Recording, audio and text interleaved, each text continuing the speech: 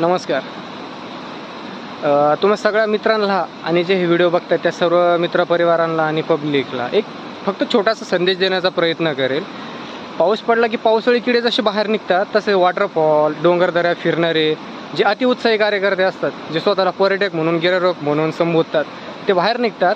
आणि आज आम्ही अशाच एक ठिकाणी आलो होतो, तर तिथं बघितलं की आम्ही वॉटरफॉल तर एन्जॉय तर केलाच मित्रपरिवाराने संपूर्ण, पण हे जे पाठीमागं तुम्हाला दिसतंय हे एक हिंदू धर्माचं दैवत मानलं जातं. इथं त्रिशूळ काढलेलं आहे, देवीची आराधना आहे सगळे. आणि तुम्ही बघू शकता की इथं अक्षरशः पिणारे माजलेल्या अवलादी ज्या त्यांच्या आईबापांनी देवाला सोडल्यात, हे सिगरेट, गुटखा, हे साईडला पडलेल्या दारूच्या बाटल्या, कचरा बघू शकता. या गोष्टीतून सांगण्याचा उद्देश फक्त एवढाच की जर चांगलं करणं होत नाही ना, तर ॲटलीस्ट आपल्या देवी देवतांचा अपमान तरी करू नये. आम्ही जर तुमच्या देवी देवतांचा अपमान करत नाही ना, तर तुम्ही आमच्या देवी देवतांचा करू नका. आज आम्ही इथं आमचं मित्रपरिवार आलेला आहे. हे आमचे रविभाऊ काळे, त्याच्यानंतर हे गणेश बागले आणि मी स्वतः अर्जुन पाटील. आम्ही सर्व इथं आलेलो आहोत.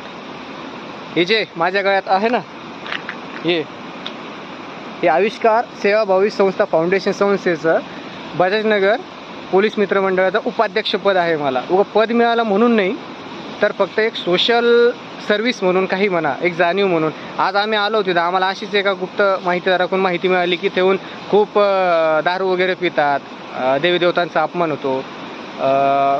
जातीवादाचा प्रश्न नाही याच्यामध्ये. काही आपलेच कार्यकर्ते असे आहेत की जे आपल्याच धर्माला कलंक आहेत, जे इथे येतात आणि स्वतःच तेच दारू पिऊन इथं पित बसतात. याच्या जातीवादीचा कुठला काही विषय नाही. फक्त म्हणणं हेच आहे की आपलं दैवत हे आपणच जपलं पाहिजे. कुठलाही धर्माचा देव असो किंवा कुठल्याही जातीचा देव असो, तो जपा, धर्म जपा.